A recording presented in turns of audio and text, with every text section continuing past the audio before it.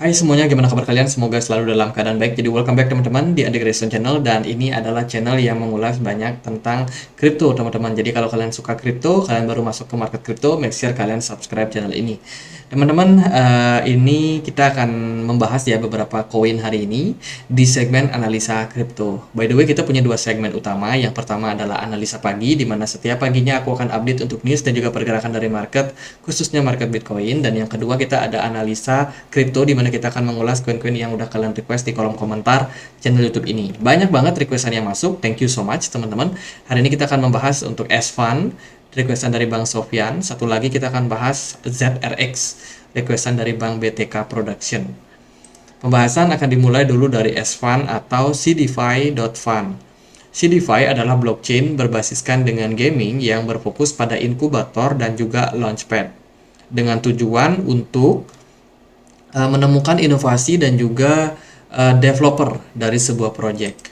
Di mana CDFI ini membantu dalam hal bidang pendanaan, kemudian community atau komunitas, selain itu juga partnership building yang tentunya akan disupport oleh layanan infrastruktur yang mereka punya, termasuk juga layanan blockchain. Tentu saja CDFI adalah sebuah project yang akan terkait sama dunia NFT, gaming, termasuk juga metaverse aset di dalamnya. Teman-teman di sini bisa melakukan IGO atau Initial Game Offering, Launchpad ya, di mana pihak dari CDFI sendiri itu membantu dalam menggalang dana, termasuk juga mengembangkan ekosistem permainan ataupun NFT yang bakalan di launching di platform mereka. Mereka tentunya juga bisa dibilang banyak berinteraksi dengan venture capital dan juga industri-industri yang berhubungan sama dunia gaming, metaverse, dan lain sebagainya. CDFI sendiri itu sebagai sebuah launchpad game ya, atau blockchain yang mensupport yang namanya launchpad berbasiskan gaming, itu memperkenalkan play to earn gaming model. Nah, untuk teman-teman yang lebih jelasnya, teman-teman bisa masuk langsung ke cdfi.fund. Di sini teman-teman bisa untuk sama-sama mendevelop beberapa project yang mereka sedang bangun teman-teman. Salah satunya yang sekarang lagi live ya, itu adalah Plexus. Ini masih dalam posisi public sales dan juga private sales. Ini teman-teman bisa ikutin menjadi IGO, mengikuti IGO atau Initial Game Offering. Jadi kan ceritanya ada sebuah perusahaan nih yang pengen bikin gaming. Bingung dong, nggak ada uang yang cukup teman-teman. Nah, dari platform CDFI ini membantu untuk biaya tersebut. Mereka menggalang nih, ayo siapa yang mau invest di project gaming ini. Datanglah tuh investor, mau invest berbondong-bondong masuk ke sini. Ceritanya seperti itu ya. Nanti dananya sudah tercukupi, lalu developernya akan membangun game apa yang mereka akan bangun.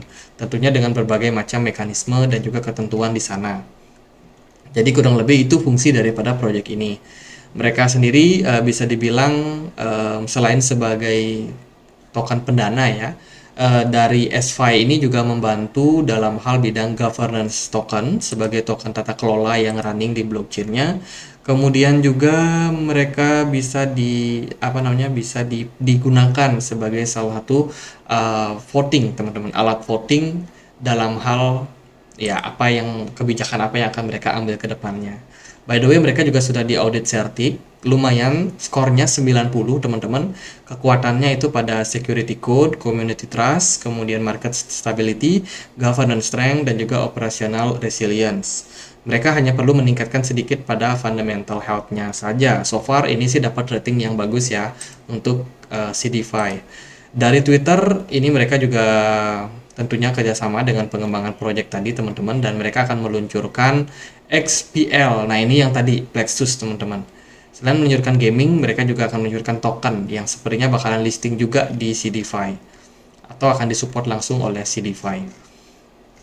Itu sih beberapa yang bisa kita lihat dari CDFI ini. Memang sebuah project yang sangat ramah sama beberapa project gaming ya, itu launchpad di sini atau menggelar IGO-nya di sini teman-teman, termasuk juga beberapa project berbasiskan NFT dan juga token. Ternyata mereka juga bisa support. Jadi dari CDFI sendiri itu fokus untuk mengembangkan layanan gaming Web3.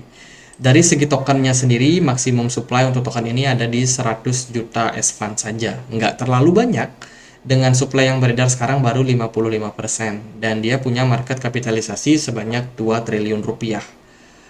Dari pasar yang bisa memperdagangkan itu ada di KuCoin, PancakeSwap, dan nggak terlalu banyak exchange yang bisa memperdagangkan token ini. Jadi kalau teman-teman sudah ada beli mungkin di Get.io atau di Maxi, Bybit, HTX atau KuCoin, ya bagus-bagus aja sih teman-teman. Kalau kita perhatikan dari pergerakan harganya ya, si DeFi ini sudah listing pertama kali di bulan Januari 2021. Sayang sekali waktu itu memang kita dalam posisi sempat mengalami bear market setelah kenaikan yang sangat tinggi, bahkan SPY waktu itu pernah mencetak skor atau mencetak harga sampai 17,5 dolar teman-teman, dan so far harganya sekarang udah kembali terdepresiasi turun menjadi 2,4 dolar. Belakangan volume perdagangannya kembali menguat ditunjang sama smart money yang naik, dan juga dari sudut pandang volume juga cenderung bagus. Beruntung pergerakan harganya menguat lumayan signifikan. Lalu gimana, apakah SFi cukup menarik untuk saat ini? Kalau kita perhatikan dari pergerakannya, SFi ini juga bisa dibilang memasuki fase koreksi awal. Kemarin kita dapat closing time frame daily yang nggak bagus, teman-teman. Di sini jelas clear adalah bearish engulfing, di mana ini sebenarnya adalah indikasi awal terjadi tren penurunan pada proyek ini. Jadi anggapannya untuk saat ini, jika SFi gagal untuk mencapai level 2,5 dolar kembali atau melampaui yang namanya candle merah kemarin, maka bisa dibilang SPY akan berpotensi untuk kembali melanjutkan fase koreksinya. Jadi kalau teman-teman ada yang mau masuk, jangan FOMO. Ini kita udah mau masuk ke fase koreksi, teman-teman. Bisa tunggu nanti ketika harganya turun sampai kisaran 1,6 dolar. Level tersebut adalah level resistance atau support saat ini yang bakalan cukup kuat untuk menahan pergerakan dari SPY. Jadi gitu, projectnya lumayan masih tetap survive. Dengan token yang nggak terlalu banyak, saya rasa token ini masih akan berpotensi untuk menguat. Tergantung dari sentimen apa yang lahir. Januari nanti kita akan ada sentimen dari gaming GTA. GTA 6 akan meluncur. Kabarnya sih dia akan menggunakan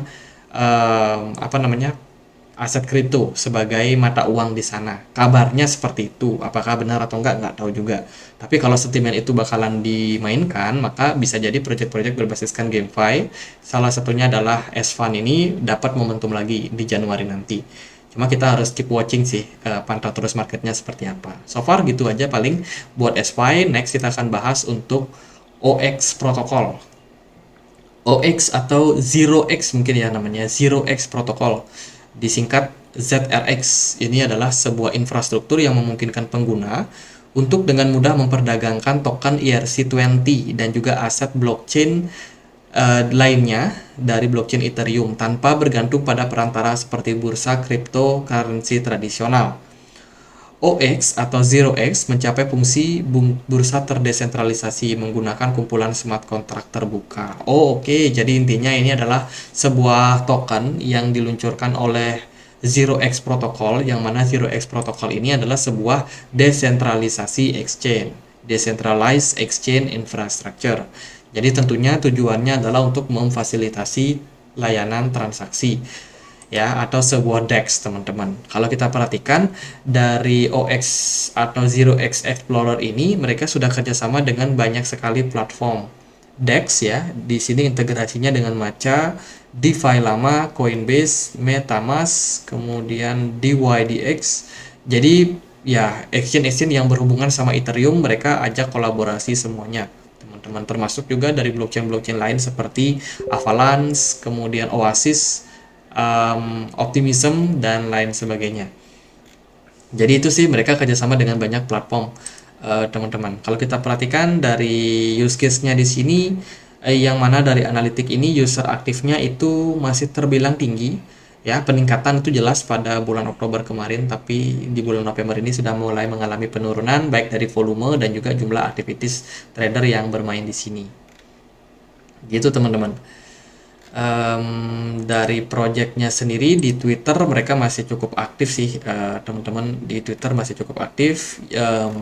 Dari segi engagementnya menurut saya, opini saya ini nggak terlalu tinggi ya teman-teman, nggak terlalu tinggi. Jadi anggapannya untuk saat ini mereka masih perlu untuk tetap eksis sih untuk develop. Beberapa kerjasama juga sudah mereka integrasikan seperti dengan Cablesdeck integration yang dilakukan, kemudian juga dengan beberapa platform lain. Project ini sudah cukup senior teman-teman. Kalau kita perhatikan harganya hari ini ada di kisaran 6.000 rupiah ya. Pergerakan grafiknya atau chartnya ini sudah ada dari 2017 lalu.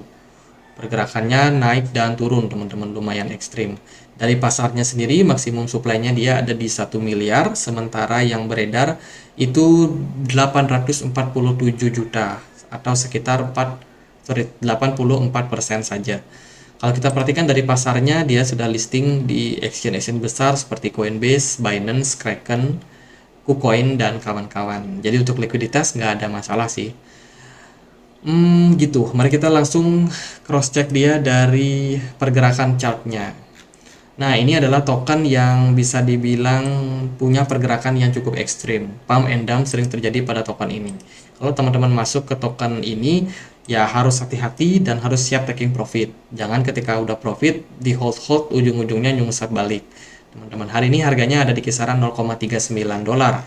Dan kalau kita melihat dari pergerakan chartnya, ini baru aja memang mengalami tren kenaikan. Volume sempat naik, tapi smart money nggak seberapa masuk ke 0x ini.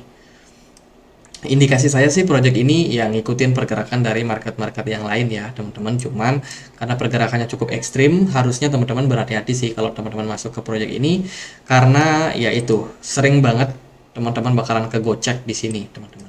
Kalau kita lihat dari pergerakannya, sebelumnya dia pernah bertengger di kisaran 0,16 dolar ya, dan sempat ngepump sampai 0,6 dolar.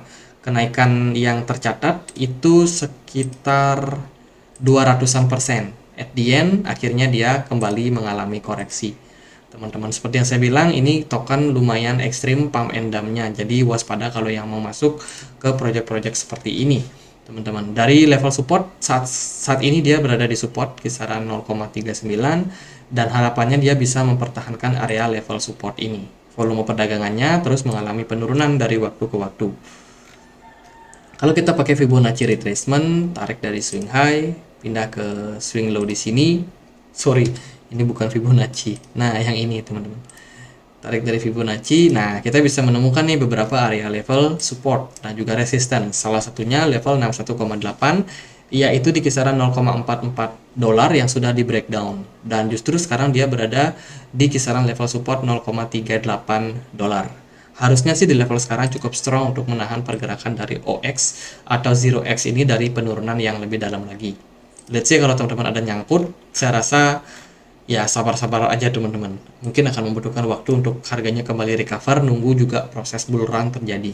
Kalau untuk sekarang, ya bisa teman-teman jaga aja sih di kisaran level 0,35.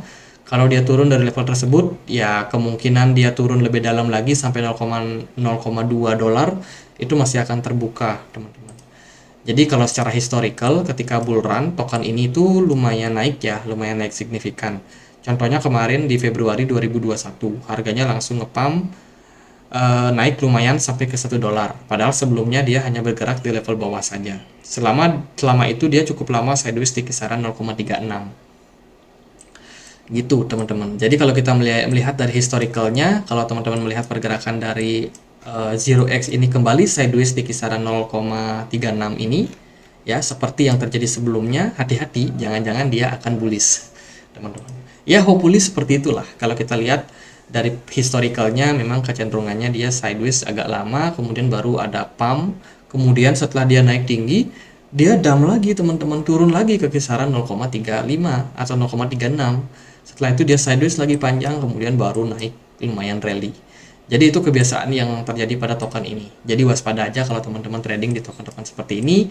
Kalau udah cuan, jangan lupa taking profit. Gitu aja paling buat update teman-teman untuk S5 sama ZRX. Semoga videonya bisa bermanfaat. Kalau ada pertanyaan lain, ada koin lain buat dibahas, kalian bisa banget tulis di kolom komentar. Kita punya komunitas diskusi di Telegram, tempat kita berbagi informasi dan juga berdiskusi tentang dunia kripto. Buat kalian yang mau join, linknya ada di kolom deskripsi video ini. Gitu aja. Teman-teman, akhir kata saya Andre, makasih.